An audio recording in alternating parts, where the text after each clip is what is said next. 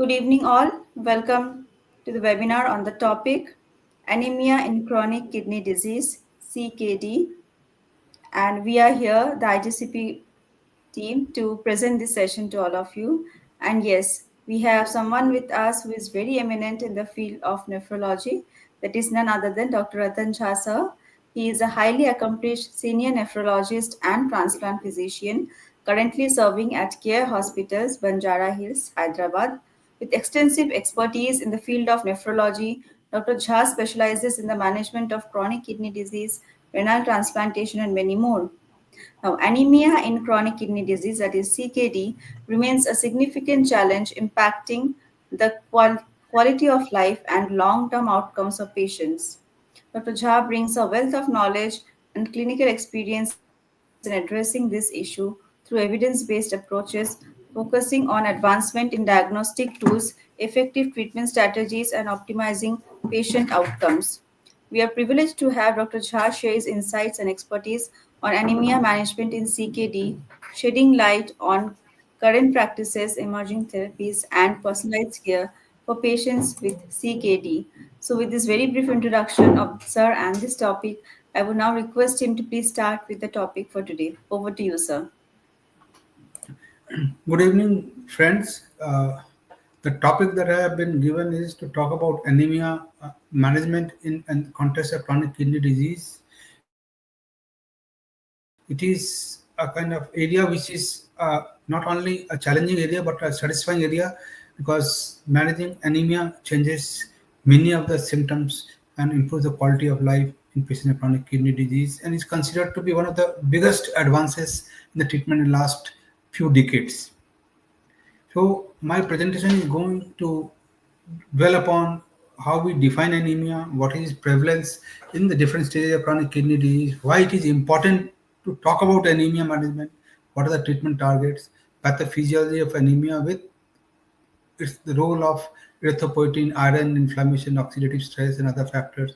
What are the tests that we do to make a correct kind of approach in treating patient anemia, like basically the iron test, how we treat, what are the role of what are the different types of ESAs and other kind of drugs which are used for treating anemia, iron therapies, IV, oral, vitamin therapies, blood transfusion, special consideration in patients who are having cancer with anemia and kidney disease, comorbidities in the form of cardiac or diabetic or polycystic kidney disease, or patient is a child or is a patient who is anticipating a transplant, and to conclude in a half an hour time how we treat anemia in different contexts. So, to begin with, the anemia is considered to be a hallmark of chronic kidney disease. That is, whenever you find patient has renal dysfunction and if patient is having anemia, chances are that this patient is likely to be having a chronic disease rather than acute disease. Though there are many exceptions in the context of chronic kidney disease, like patients who are having polycystic kidney disease, where anemia may not be seen in early stages. Richard Bright, who is considered to be the father of nephrology, in 1836 AD, reported it as after a time the healthy color of the countenance progressively fades, and that is how the anemia was described in that year, in that age, when Richard Bright first thought that this is possibly because of kidney-related anemia. Anemia is a universal complication in patient of chronic kidney disease, and it is said that it begins as early as when the GFR falls below 16 ml per minute. Though the manifestations of anemia in reality is seen more often when the GFR has fallen below 30 ml per minute. Anemia is considered to be a risk multiplier. That is, a patient who has chronic kidney disease with anemia has a 10 to 20% increased risk of mortality compared to those who are not anemic. And if the patient is having anemia with chronic kidney disease, the risk is 30 to 40%. So patients who are not anemic with CKD has 10 to 20% mortality risk over time compared to anemia 30 to 40%.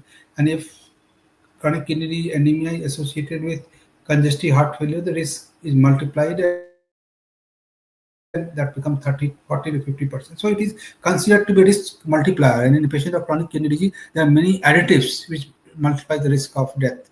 and anemia being one of them in association with heart failure. This is a very important slide for us to conceptually visualize that how anemia was considered in the previous era, where the treatment of anemia in the form of erythropoiesis are not available. Several manifestations of anemia which were apparent throughout the body was attributed to uremia. That is, people who are having kidney disease with lethargy, weakness, impaired cognition, anorexia, uh, other kind of disturbance in the form of pruritus, having a kind of increased musculoskeletal symptoms because of bone pain, back pain, were considered to be because of uremia. But when erythropoietin came into picture in the form of availability and treatment options became much more widely available, it was found that all these symptoms which were earlier considered to be because of uremia disappeared, and that was the proof of its association that many symptoms of anemia is misdiagnosed as uremia, and hence treating anemia will lead to a kind of remarkable improvement in symptoms which are related to anemia and chronic kidney disease. So the symptoms of chronic kidney disease in EPO era and in an era where the EPO was not available are different. So many of the uremic symptoms which were earlier considered to be because of uremia was ultimately because of anemia. Hence, the importance of treating anemia well. Anemia correction with erythropoietin stimulating agent is now considered a landmark therapeutic milestone in CKD therapy. The symptoms of so-called uremia have changed in the CKD with anemia management.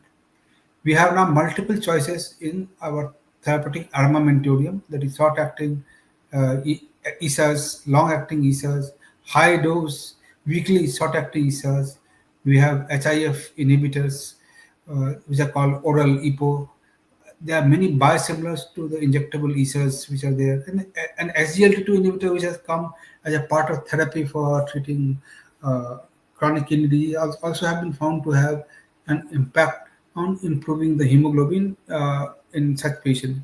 Therefore, we need to have the right choice, which we'll be discussing, and that will mean we need to individualize the therapies based on the patient profile. So the changing concept in anemia treatment is shown in the slide. That target hemoglobin in CKD is to be individualized, and we need to have a clear-cut kind of target in mind, because higher targets are associated with increased mortality. Hemoglobin variability is also to be addressed, like we talk about the variability of blood pressure, variability of glucose, which may be harmful. Similarly, hemoglobin variability is also an issue which can have an impact in the long-term outcome. And it has been already revealed by various landmark trials that anemia is a marker of mortality, and if a person is hypo-responsive to the erythropoietin stimulating agent, which is named as ESA therapy, it is a marker of death. And if you overtreat the patient with higher dose of erythropoietin, that is also associated with increased mortality. So, overtreating and undertreating anemia, both the things are detrimental for patients in the long term, and hence has to be looked at. And it has been also realized that anemia somehow has a kind of linkage with CKD progression. That patients who are more anemic have a faster rate of kidney disease progression compared to those who are less anemic, particularly in patients who are diabetic. But treating anemia by itself probably had not led to a kind of improvement or retarding the progression of CKD, though overtreating has been associated with increased risk of CKD progression because of uncontrolled blood pressure. So coming back to the topic of anemia in CKD, anemia has been defined uh, by different organizations in different ways. Anemia is considered as a hemoglobin less than 13 gram in men and less than 12 gram in premenopausal women by the WHO standard. But anemia in CKD, as defined by NKF, is slightly values are different. Hemoglobin below 13.5 gram in men and 12 in women. When we talk about anemia and look at the peripheral blood smear, most of the anemias are in the form of normocytic normochromic anemia, that is MCB, MCH, MCHC will be in the normal range. However, And it will be hyperproliferative anemia, which starts to develop when the GFR has fallen below 60. So this is a normocytic normochromic anemia with with a low reticulocyte count when the GFR has fallen below 60. This is the way to describe anemia of chronic kidney disease, which is different from the other forms of anemia. And the cutoffs are 13.5 as per the NKF guideline, the National Kidney Foundation guideline in men, which is accepted as a KDIGO guidelines, and 12 gram in women. So if we look at the definition of anemia and the hemoglobin targets to be achieved, they are a bit different, etc. The anemia is defined as per the KDOKI that is shown the 13.5 for males and 12 grams for females. But when we are trying to treat anemia, that hemoglobin target is a bit lower. It is 11 to 12 grams for both males and females when we are giving a treatment. Because 12 and 13.5 are not the targets to be achieved when we are trying to treat anemia and CKD. And it should never go beyond 13 grams. And the similar kind of concepts have been propagated by the European Best Practice Guideline as well as the Anemia Working Group in the field of nephrology. If you look at the prevalence of anemia and CKD, it is said that it is frequently associated with poor outcomes and increase in mortality because of various associated factors. The severity of anemia tends to worsen as the CKD progresses, and at least 90% of patients who end up on dialysis will eventually develop anemia of chronic disease. That is to say that it is a kind of universal finding in a patient of chronic kidney disease, with few exceptions that we talked about, the polycystic kidney disease or kind of hypertension, nephrosclerosis, where anemia may not be seen to that extent. Prevalence of anemia and CKD has been reported to vary from 15% in stage 1 to 5 patient versus 7.5% in non-CKD population when they compared uh, a CKD group versus a non-CKD group. That is, it's almost double the non-CKD population uh, so-called anemia is concerned. And this is a very famous study, the PIERI study, which looked at the prevalence of anemia and CKD as the kidney disease progresses from GFR 60 to 30 to 60, 50 to 30 to less than 50. And depending on the cutoffs that we talked about, the hemoglobin, this anemia varies. That is, if we are taking a cutoff of hemoglobin less than 12, where the GFR is below 70, below 15, 75% of patients are anemic.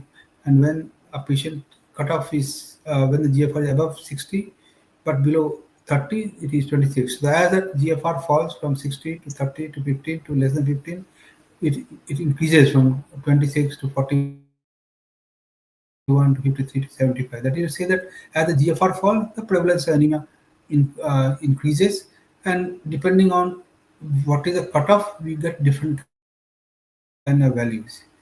The enhanced report using cutoff for hemoglobin 13 for men and 110 for women, the prevalence of renal anemia increased from 1% at eGFR 60 to 90% at eGFR 30 and 33 to 67% at eGFR below 15 ml per minute. That is the different kind of figures I mentioned. It's 1% at 60 ml, 33 to 67% at 30 ml, and 90% at when the GFR is below 50. The hemoglobin level, it is reported, should be evaluated in all chronic kidney disease patients regardless of the stage, and that is, it being a common thing which can be easily treated. It is said that whenever we find the hemoglobin is less than 13.5 in males or less than 12 grams in female, so a workup may be suggested, but and we should not forget in patients of kidney disease the source of gut as a source of blood loss, and appropriate history has to be taken. So the usual investigation when we think about anemia and CKD when the hemoglobin is below 12 gram is to look at the complete blood picture, look at the reticulocyte count, RNA indices, look at vitamin B12 and folic acid in people who are vegetarian, and look at the chronic CRP, C-reactive protein to look at the inflammation. And this is the usual investigation that we do when the hemoglobin is below 12 in patients of chronic kidney disease. There are numerous markers of iron status, and we need to have some idea about the markers that we usually check. Serum ferritin is considered to be a marker of iron store. For iron supply, we look at the transferrin saturation as a marker, TSAT, and we need to have an appropriate target to achieve when we're giving therapy for anemia. Percentage of hyperchromic red blood cells and hemoglobin content or reticulocyte count is also considered to be an important uh, marker of iron supply from bone marrow, but it is not available in our country, and that's why we look depend on transferrin saturation besides ferritin. CRP is a marker of inflammation, and hepcidin, whenever it is available in whichever place, could be measured because it is again a marker of iron supply from the stores, and it level can get altered with inflammation. So the markers of iron status is evaluate and try to get to increase serum ferritin, and the recommended values to target is 200 or 500 microgram per liter. Transferrin saturation should be about 20% before erythropoietin is used, and the range is 20 to 40%. And the other markers are commonly not utilized. So serum ferritin and transferrin saturation are two markers that is utilized besides the peripheral blood smear examination and the reticulocyte count and CRP. So coming to the pathophysiology of anemia in chronic kidney disease, which will influence our understanding of the drug prescription, we need to understand that the bone marrow has various kinds of cells, including pluripotent cells. Some of the cells are committed to become erythroid or RBCs. So committed erythroid progenitor cells goes through phases of maturation from blast forming unit to the colony forming unit to the prorithroblast to uh, early intermediate late normoblast and then reticulocyte and RBC. So that is the way the RBC comes into the circulation. The earlier stages of this committed erythrocyte cells are influenced by the factors like interleukin 3, GM-CSF, which are influenced by inflammation. Hence, these are the areas where the anemia could get enhanced if person is having inflammation. Erythropoietin is acting from the level of blast forming unit erythroid to colony forming unit erythroid and proerythroblast. And subsequent to proerythroblast, iron gets incorporated, and that is the time when you get a kind of hemoglobin synthesized from iron as well as globin. So that is the later stages of RBC development. So the two major factors in the RBC production in the bone marrow factory, which usually RBC cycle of 21 days. The earlier stages of RBC maturation is through erythropoietin. The burst forming unit erythroid and colony forming unit erythroid are acted upon by erythropoietin. And from proerythroblast to early intermediate late normoblast, reticulocyte, and red cell beyond, these are the stages where the iron gets incorporated, and iron is basically incorporated in the erythroblast. Optimal red blood cell production requires both iron for hemoglobin synthesis and in absence of iron, there could be an iron-restricted erythropoiesis, which is called hyperchromic microcytic anemia, which we can easily make out with the appropriate peripheral blood smear examination, and we had the blood reports of ferritin level and iron transferrin saturation. So we need to understand that early stages of RBC production is influenced by erythropoietin and the inflammatory markers like we talked about interleukin. In late stages of RBC production, the iron is getting incorporated, and hence, in absence of iron, we get increased incorporation of zinc, and that is the zinc protoporphyrin is another kind of marker to have a diagnosis of iron deficiency anemia where the test is available. When we talk about erythropoiesis stimulating agent, all the drugs that we will be talking about subsequently have the same mode of action and maintain hemoglobin in the target range when it is given in appropriate dose. That is the recombinant human erythropoietin, uh, darbepoetin alpha, which is a kind of uh, longer acting erythropoietin, and Sera, which is a kind of longest acted erythropoietin, the pegylated erythropoietin. These are the three important class of erythropoietin that we use in our day-to-day practice. There are certain investigational drugs like epodimer, epomimetic peptides, which came in the vogue and has been withdrawn. All of them were ultimately acting as a JAK2 kind of receptor, JAK STAT protein, and after activating those receptors, there is a kind of signal transduction, and gene gets activated in the nucleus, and thereafter the cell differentiates, proliferates, matures to become RBC progenitor and precursor. So all of them, all these kind of agents which are considered to be erythropoietic stimulating agent are acting through the JAK-STAT protein, and that a signal transduction ultimately leads to kind of gene activation at the level of nucleus. There are various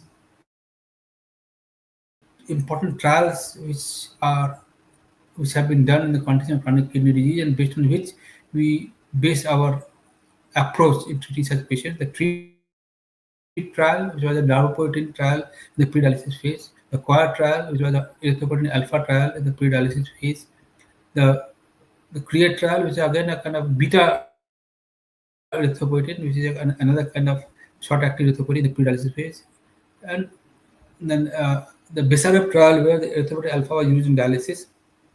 So all these trials ultimately gave us a kind of an idea that over-treating a patient beyond the normal range of 11 to 12 of hemoglobin is going to be detrimental, because the earlier concept was that why not reach the normal kind of hemoglobin in a patient with chronic kidney disease, because that is what we expect in a normal person, but it was found to be counterproductive, and these are the trials based on which those informations are used in our day-to-day practice.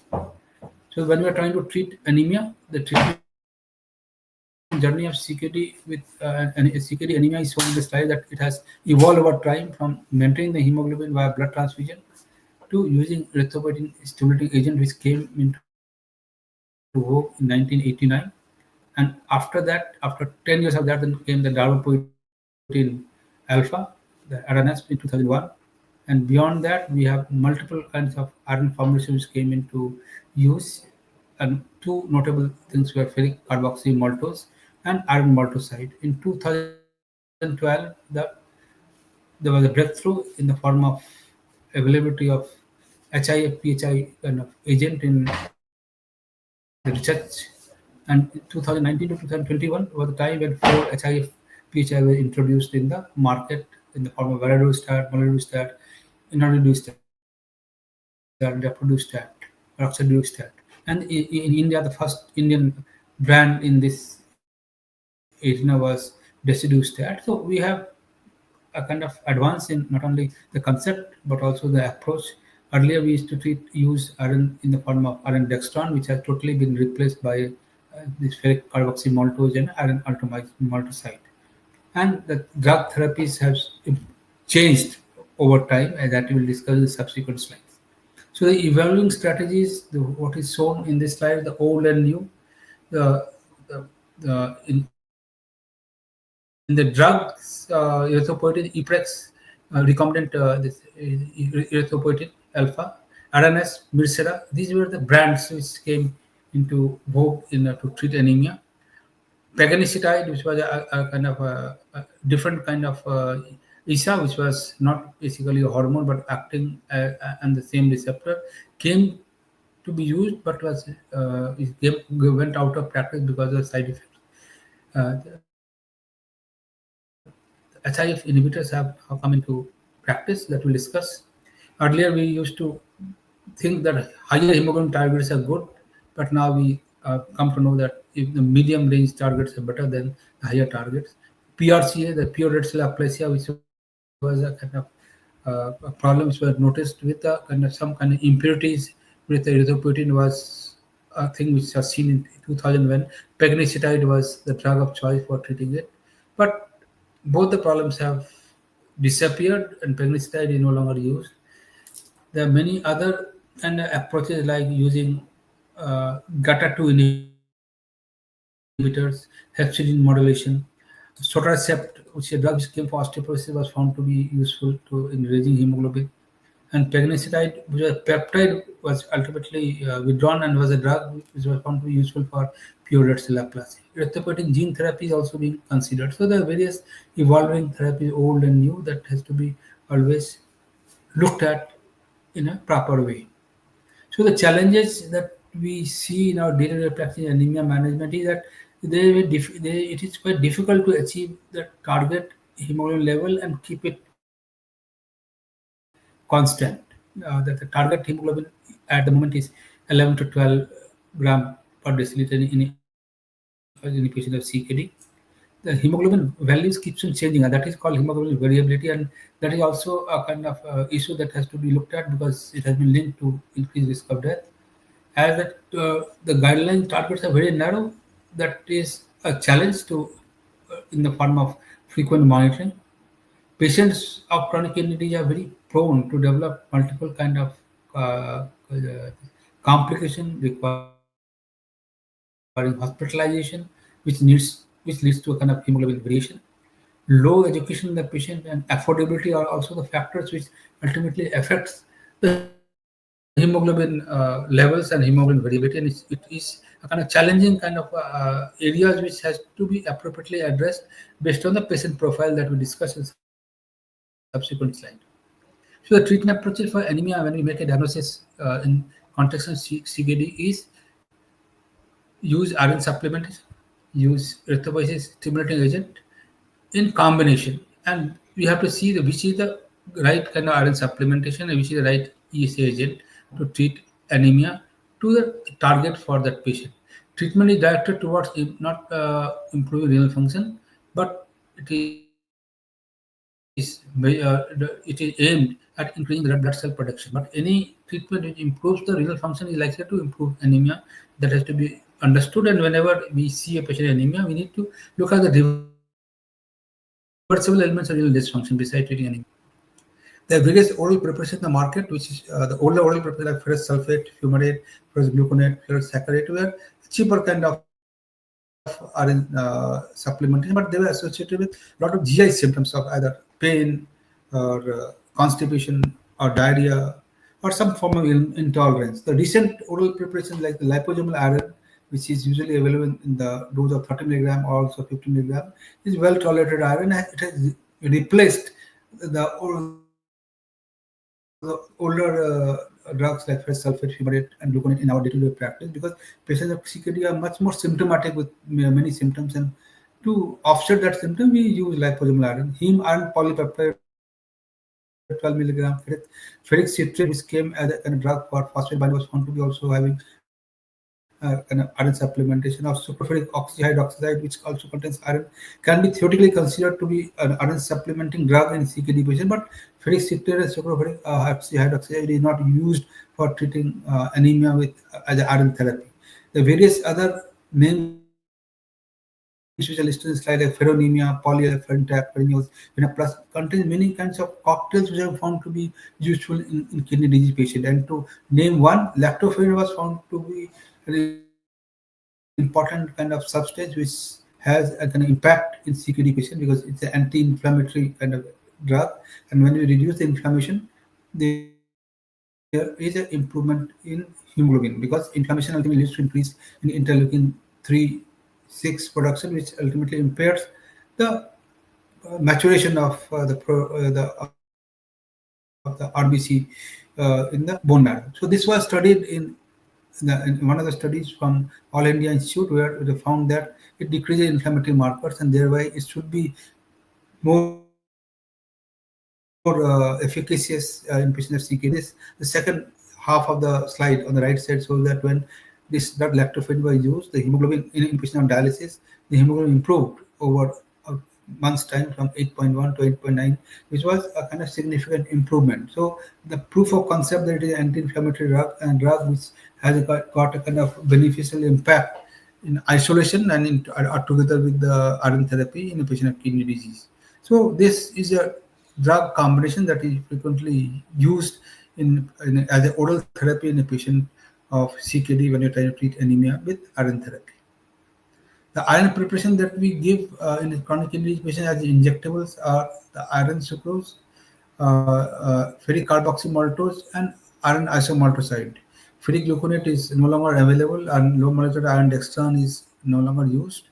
So the iron sucrose, the maximum dose is 200 milligram, and this is having a medium stability. You cannot exceed beyond 200 milligram, and this is a drug which is now getting replaced with ferric carboxymaltose, which can be used in doses 750 milligram to 1000 milligram, and it is a kind of highly stable compound.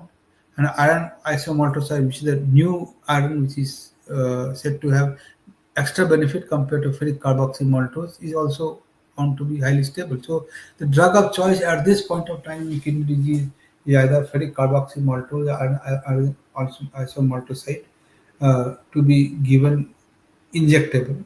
And earlier we used to use a formula of iron deficit formula of body weight into hemoglobin deficit into 2.4 plus 500. But now we, whenever think that iron deficiency is there, we usually give a kind of start dose of 500 to 1 gram without any calculation. It is said that when we use ferric carboxymaltose or iron maltoside, this should be given in small volume of fluid and within 15 minutes to 30 minutes. Because beyond that time, if you're keeping that kind of IV fluid in saline with any kind of iron preparation, there are chances of iron release in that, and that can probably lead to a kind of iron toxicity, which can mimic like anaphylactoid reaction. And hence, it is advocated that do not try to prolong the IV infusion when you're using ferric carboxymaltose and iron maltoside. The guidelines say that when do you start after iron therapy, the epotherapy or erythropoietin stimulating agent. It is said that in non-dialysis patient, if the hemoglobin is above 10, there no need to start any form of ESA therapy. And when it is below 10, one can start this erythropoietin stimulating agent based on the other associated factors like rate of fall in hemoglobin, prior response to iron, risk of blood transfusion, symptoms attributed to anemia. But in a patient who is in dialysis, it is said the threshold to start ESA therapy is hemoglobin 9 and between 9 to 10. That is a lower level of hemoglobin. We should start the erythropoietin stimulating agent. However, individualization therapy is reasonable as some patients may have symptomatic improvement in quality of life at higher hemoglobin concentration. And ESA therapy may be started even above 11, but not to go. The target should not be that it should normalize the hemoglobin, and it should be between 11 to 12 at maximum. So these are not graded therapy. So one has to look at all the things to decide whether it is important to use this drug or not. And this is a very important slide to understand that we should not cross the limit of the drug dosing. It is said that one should not exceed 3 times the usual dose, like the usual dose of uh, the conventional erythropoietin, short-acting erythropoietin, 100 units per kg body weight, and it should never be exceeded 300 units per kg body weight subcutaneously. 0.45 microgram per kg per week is the dose of darbepoetin alpha, and it should not go beyond 1.5 per kg per week. And 0.6 microgram per kg every 15 days is the dose of SERA or continuous erythropoietin receptor activator, and it should not exceed 3 times. It is said that the best bet is to go to 2 times and not go beyond that, because the more dose you use, more chances of off-site kind of effects are there, more chances of cardiovascular events are there. So hyporesponsiveness is a marker of cardiovascular risk, and the term hyporesponsive means that when you're using the right dose of drug in the right patient, at least hemoglobin should rise by 1 gram per deciliter per month, or not exceeding 2 gram per deciliter. So that is the expected response, and when the response is less than that, it is considered to be hyperresponsive, provided we excluded the other causes of hyperresponsiveness. The side effect of the drugs when we are using this erythropoietin stimulating agent is that hypertension can get aggravated, and this kind of problems are seen in one third of patients who are getting the dose. And it's a daytime systolic and nighttime diastolic blood pressure is the usual rise, which can lead to a kind of PND and hospitalization because of accelerated hypertension. But this kind of problems are less common when we are using a slow correction with a uh, drug which is a kind of not a short acting drug but the long acting ESAs like darbepoetin or continuous erythropoietin receptor activated sera. When the blood pressure is not well controlled, it can lead to even seizure and stroke. And hemorrhagic stroke is not uncommon in people whose blood pressure gets uncontrolled with uh, the use of ESA.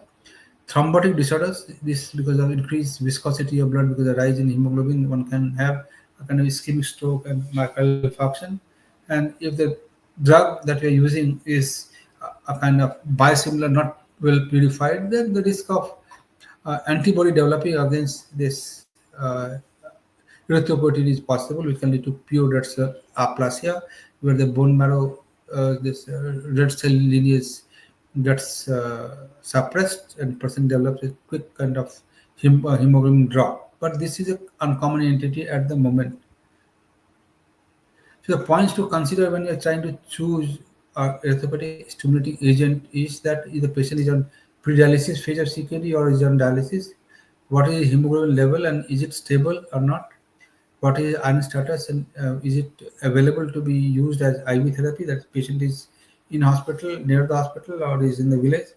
Patient preference, lifestyle, access to healthcare, and long-term safety data of the drugs, dialysis frequency, type and schedule in case patient in dialysis, and the comorbidities like cardiovascular disease, eye disease, or ADPKD, which can get influenced by the choices of ESA therapy. So these are the things which will make us decide which therapy to choose.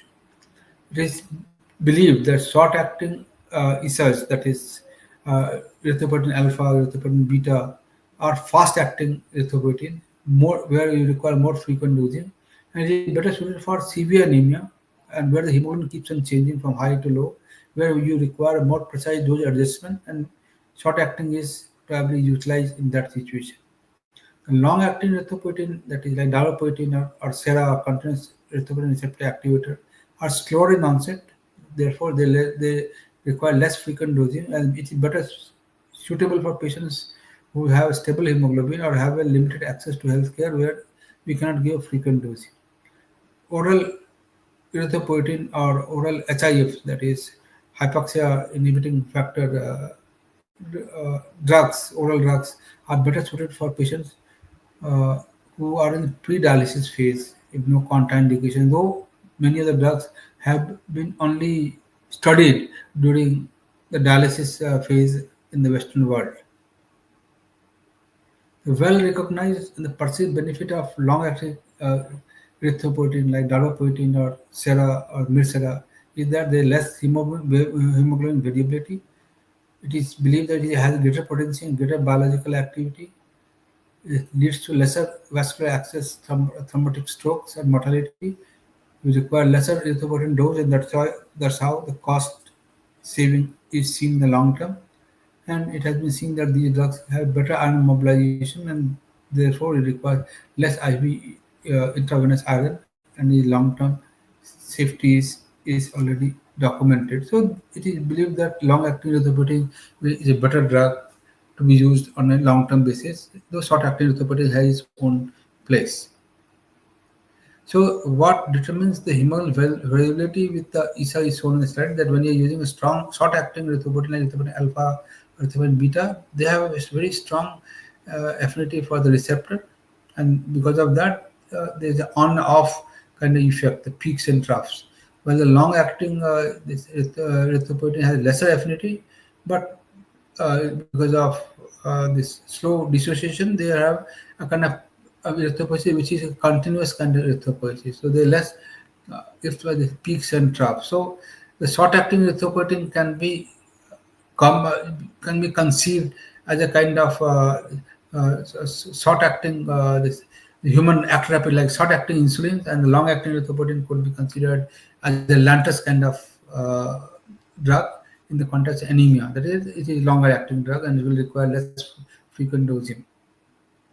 Factor which contributes to hemoglobin variability is shown in the slide, and one of the most important factors was found was that when you're using long-acting darbepoetin versus short-acting erythropoietin, that is a factor which influences the hemoglobin to the maximum. Though the other factors like patient age, type of vascular access, type of hospitalization, because a person who are hospitalized have more chances of hemoglobin variability compared to those who are not hospitalized.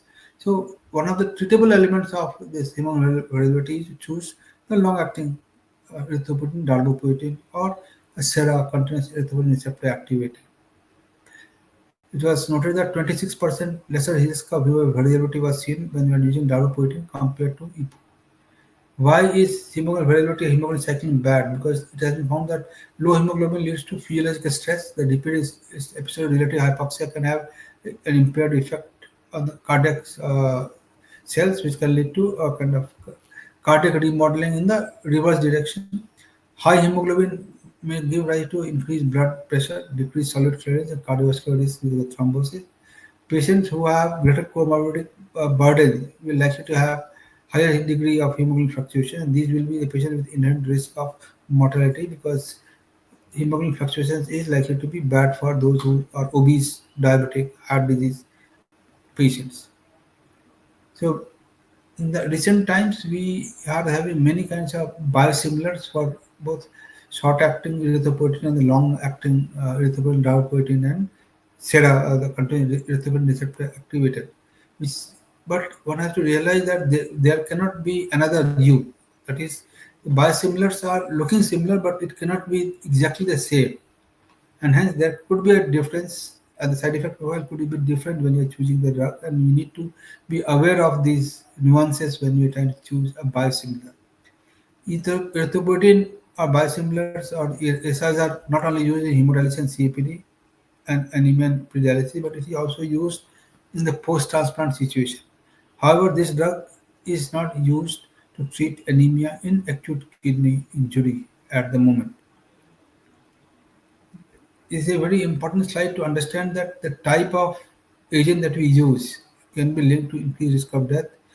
So this is a study, types of erythropoiesis stimulating agent and the risk of end-stage renal disease and death in patient non-dialysis chronic kidney disease patients. So it was a study which was done in the non-dialysis patient, and they looked at which ESAs were linked to what. And they concluded in their observation that patients who are not on dialysis and they're using erythropoietin, the use of short-acting ESAs may be associated with increased risk of kidney disease progression or ESKD or death compared to those who are getting long-acting erythropoietin. And this risk of death with short-acting erythropoietin was highest when higher dose of ESA was used.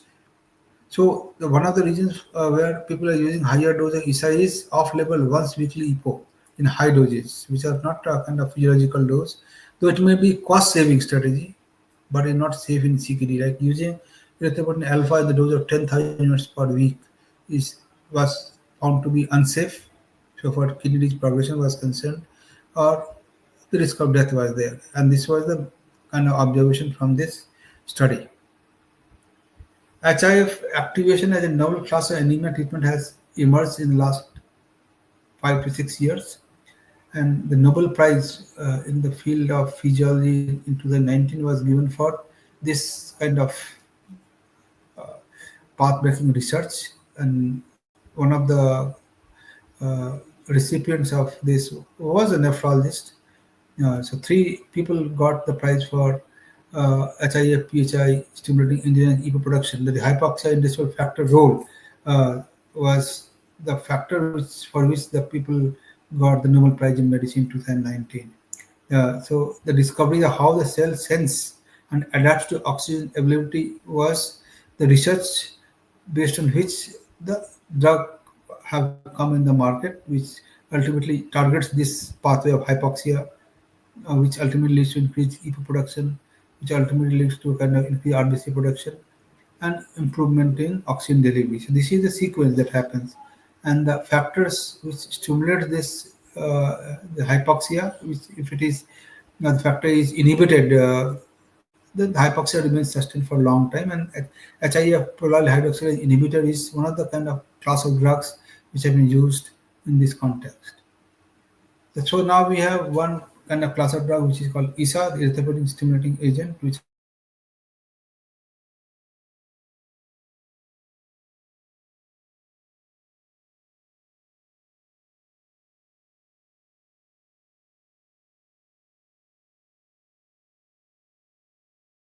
So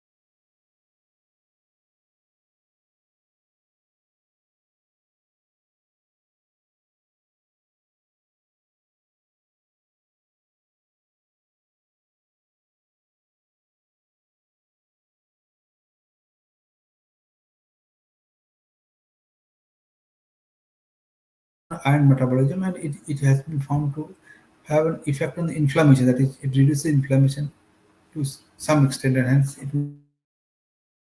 may be beneficial in chronic kidney disease progression as well. So one is the oral therapy, and is the IV therapy, and both have a different mechanism of action, though they're acting at the same EPO receptor to produce erythropoietin. So this is a conceptual slide to understand that when you're using an oral drug, which is called PhD inhibitors, that is pyrrole hydroxylase dehydrogenase inhibitor, that ultimately is to increase HIF factors, which produces increased EPO, which acts on bone marrow to produce erythropoiesis. But this is one pathway. There are many other kind of pathways which are also affected by this HIF levels. That when the PhD inhibitors are used, higher level of HIF will have an effect on the duodenum and iron and absorption. It can have effect on the macrophage to get the iron released, and it has got an effect on the hepcidin also, which is a kind of molecule which can interfere with iron release. So HIF or hypoxia initial factor, there are many kinds of subtypes 1, 2, 3, but 2 is the factor which is most important in EPO production. HIF2 is continuously formed, and is also continuously degraded in the body until something interrupts its degradation and by PhD2, that is pyrrole hydroxyl dehydrogenase 2 type. So when these kind of factors are inhibited, the HIF factor metabolism gets inhibited by PhD2 inhibitor, we have higher level of HIF, which increases the transcription of erythropoietin, iron transporters like DMT1, that is this diavalent transporter protein 1, and transferrin. So the effect of HIF in anemia correction is multifold, and it is not only because of erythropoiesis through the EPO receptor. It is acting at the level of divalent metal transporter 1, at the level of hepcidin, it inhibits hepcidin, and thereby the increased kind of absorption of iron. It is having a positive effect on transferrin and transferrin receptor, which leads to iron transport to bone marrow cells. And EPO receptors are also acted upon by HIF, which produces a kind of increased amount of EPO to correct the anemia of CKD. So when we conceptually visualize the HIF factors, there are two types of factors which can be used to have a kind of erythropoiesis. One is the stimulator of HIF, 1 alpha or 2 alpha, which is a kind of positive kind of factor, EPO enhancer factor. But there could be another kind of factor which is called GATA2, which inhibition will have the similar kind of erythropoietin production, and that is also one of the approach that is being explored but still not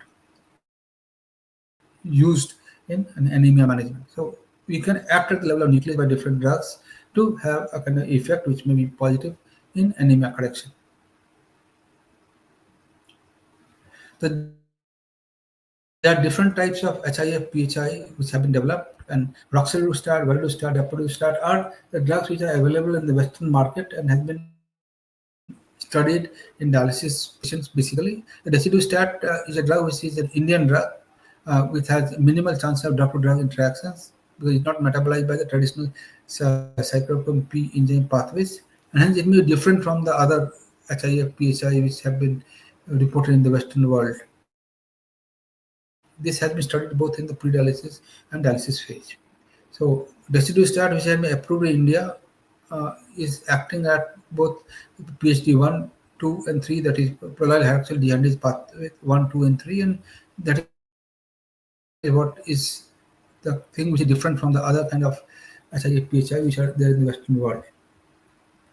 Zydus was the first company which had made the desidustat. It is a new chemical entity, and this is the first drug which has been approved in India, and it's a drug which is also probably getting marketed in the Western world. The efficacy and safety of hypoxia inducible factor pyrrole hydroxylase inhibitor in patients with chronic kidney disease and meta-analysis showed that meta-analysis of 3 controlled trials found that the HIF is effective in correcting anemia in comparison to ESA therapy with a significant impact on iron metabolism. There were no safety signals which emerged when the use of HIF PHY is there, and that is the thing that is reported in our recent literature. Though it is a short-term kind of trials which have been evaluated. So when we look at the overall comprehensive therapy, anemia management of anemia CKD means, first of all, detect anemia of CKD, that is hemoglobin below 12 for females and below 13.5 females or males. Exclude causes of anemia other than the erythropoietin deficiency, that is if GFR is below 60. Besides the EPO deficiency, there could be deficiency iron, B12, folic acid, folic acid nutritional deficiency, which has to be treated before we go for the EPO therapy. If ferritin is below 100 or the T-SAT is below 20, this means the person is having definitely iron deficiency, and we have to give an appropriate iron therapy as the oral IV. We have, once the anemia has been corrected in patient's hemoglobin is below 9 or 9 to 10 in dialysis patient, or between below 10 in a non-dialysis patient, one may decide to start ESA therapy, and in the dose that we discussed, this is 100 units per kg body weight weekly. For short-acting erythropoietin, 0.45 units per kg weekly. For darbepoetin, 0.6 units per kg body weight for every 15 days for Sera. But one hand, the dose has to be slowly built up, and 25 to 50% of the dose can be increased till the hemoglobin level comes to a target range of 11 to 12. One has to see that the iron status should be maintained in the right range in a patient who is on dialysis or not on dialysis. But we should have a kind of hemoglobin target, and it is said that the target hemoglobin is 11 to 12 grams in most of the patients. Lower hemoglobin can be accepted when we find that the doses required to achieve target is quite high, because that by itself is detrimental, or the target range is not getting achieved despite escalating the ESA dose. In this situation, using ESA dose along with HIF, that is the oral drug and as well as injectable, at the moment is not recommended. Higher hemoglobin levels, whenever it develops, this could be because of simple iron therapy alone, then we should accept that because the iron deficiency is got corrected. They know what kind of risk associated with that. Or when the higher hemoglobin develops with a low dose itself, one can look at it and we may withdraw the ISA therapy. It is thought that person might clinically benefit, or the absolute risk of cardiovascular disease is thought to be low, like in a child or in a person who is going for a transplant who has been worked up. We may slightly accept the higher dose from 11 to 12 to maybe 12.5, because that will mean that we will avoid the blood transfusion. So the approach for treatment of anemia is that when we see a patient of kidney disease with anemia, exclude the non-renal cause of anemia, GFR above 60 ml, because below 60 only anemia of kidney is seen usually. We should correct the iron deficiency as well as vitamin B deficiency before we embark on any other therapies. We need to choose the right dose of EPO brand, and if you're using HIF as an oral EPO, that should be also the right brand, a right dose. We should monitor the hemoglobin to not to go off target. Iron levels, particularly two markers are usually utilized, ferritin and T-SAT. We should adjust the EPO dose once a month, or the HIF dose. If we are finding a lack of response, or in the form of less than 1 gram per deciliter increase in hemoglobin per month, then the other factors which lead to hyperresponsiveness, besides iron deficiency, PTH excess, that is hyperparathyroidism, vitamin D deficiency, and both these factors ultimately can affect the bone, and bone marrow is the factory for blood production, and that can have an impact on RBC production. We should avoid carnitine, androgen, pentoxyphylline, which were earlier used to correct anemia. Paganicetide was only used in the past for pure red cell aplasia, because it is a drug which is not acting the way the erythropoietin receptors were acted upon by uh, erythropoietin. So it was a drug which was a specific drug for using for treat PRCA because antibody was not able to neutralize phagocytide, but it was found to be having toxicity, so liver was concerned and hence it went out of use. So the hemoglobin level in CKD, the target summary is that we should investigate the patient when hemoglobin is below 13 for males and 12 for females. We should initiate erythropoietin treatment after iron therapy when the hemoglobin is below 10 gram for hemodialysis patient and below 9 gram for non-dialysis patient. Target is to not exceed 11.5 plus minus zero point 0.5 on dialysis and 11 grams for patients who are not on dialysis. Intentionally, we should not try to see the hemoglobin anytime increases above 13 grams, but there could be exceptions like patients who are prospective renal transplant, young patients, non-diabetic patients, and bleeding tendencies.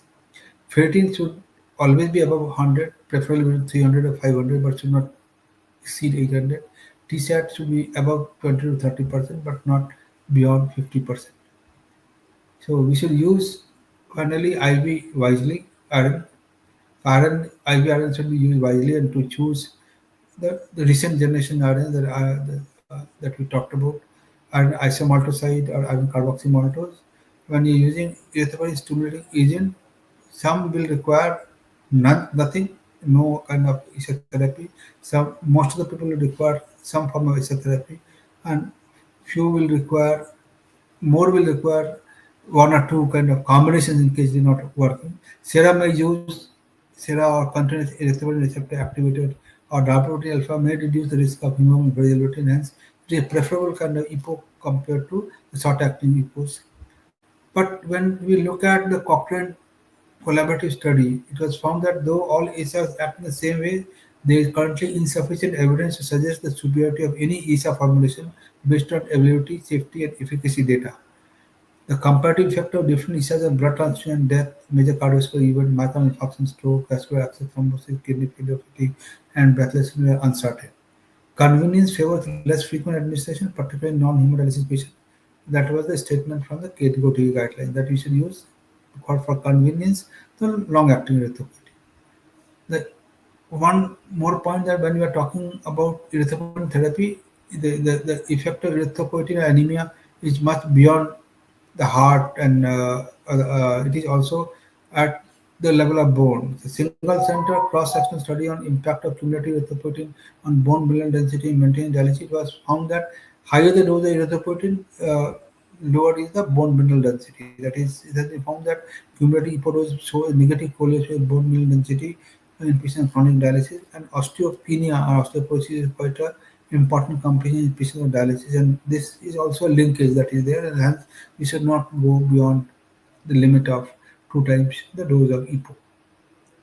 So to take home is that drug preference in context of anemia management is still an art in practice, though it is governed by evidence-based science. There is no single ideal erythropoiesis stimulating agent or hemoglobin target for all CKD patients. Individualization of the approach is the mantra for treating patients CKD, and that is what we wish to discuss. We have changed in our thought process, changed the only constant in life, and we need to change from for getting the patients to their goal. Thank you.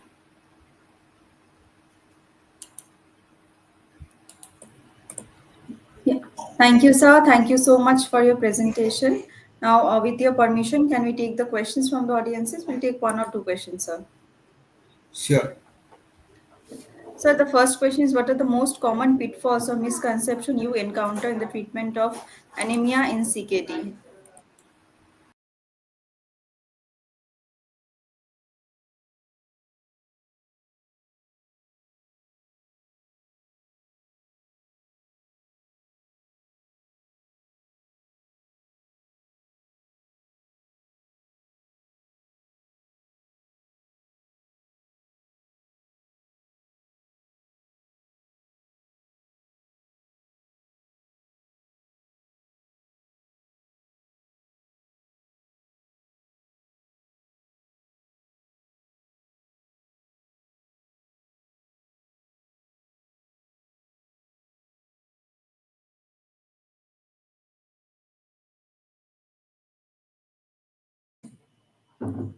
There is some issue with Dr. Jha's network, hence, let us see if he can join, or else we will conclude the session here.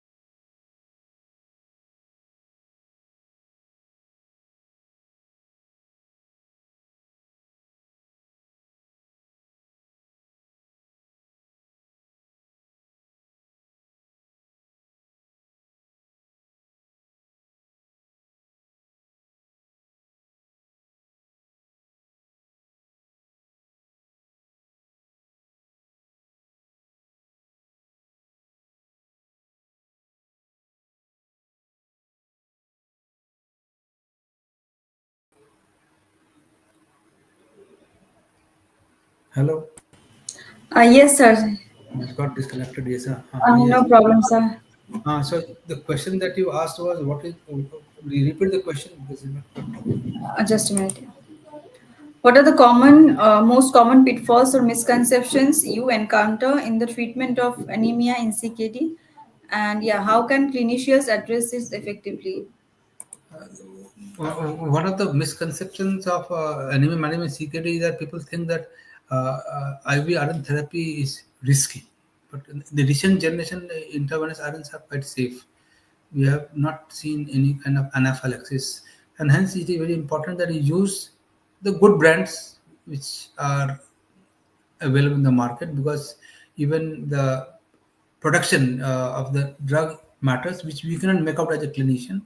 And whatever brands which you are familiar with, which are not led to a kind of a reaction, you should use it in your day-to-day practice. Intravenous iron is safe. We can give the iron therapy safely in the OPD clinics. There's not much of a risk involved.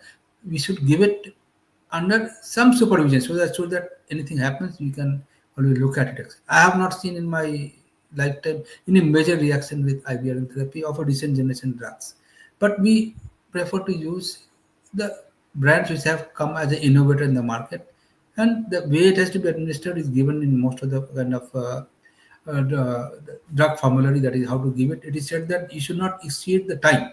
Many people think that giving it for a longer time has less risk compared to giving it quickly, etc. But it is for this kind of drug, it has to be given within 15 minutes. If you are giving 500 milligram of dose to 1000 milligram dose, because if you keep it for a long time, some reactions are reported, which is because of release of iron, which is said to be stable, but if it kept for a long time in the formulation, it produces a kind of iron toxicity. So that is one of the important things that people have to realize, that it is not to be prolonged infusion, etc. It should be a short infusion, 15 to 30 minutes, the IVRN of the recent generation. Oral therapy is usually advocated, but the recent generation oral drugs are much more tolerated, like liposomal iron with without the lactoferrin, which is a drug which is found to have some impact in the hemoglobin correction. So these are things which probably can change the idea to treat the anemia in a day-to-day practice, which general physicians may not be fully aware of.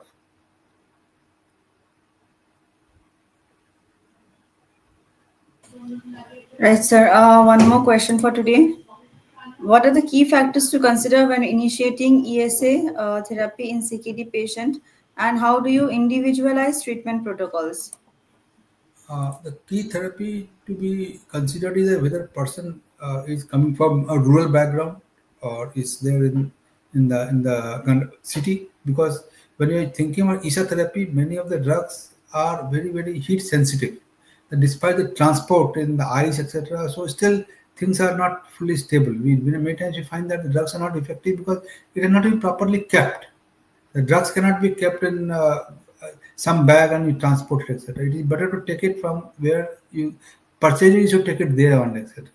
So it is very important that if we are taking erythropoietin stimulating agent injectables, it should be properly transported. If not possible, probably to opt for oral drugs which are available now, which we use in our patients who are coming from far off. The oral therapy is much more easy to give. There is no risk of drug degradation, and it has been found to be quite safe in my limited practice of 1.5 years when the drug is available. The oral drug desidustat in place of injectable. Injectable, I try to prefer to use it in people who are on dialysis or who are in the city who understands or who are at risk of some other kind of complications where the oral drug has not been found to be safe, like ADPKD, that is polycystic kidney disease, a patient who has history of malignancy where you don't use that oral drug. If you use injectable drug if required, like multiple myeloma, blood cancer with anemia, where you use a higher dose of drug.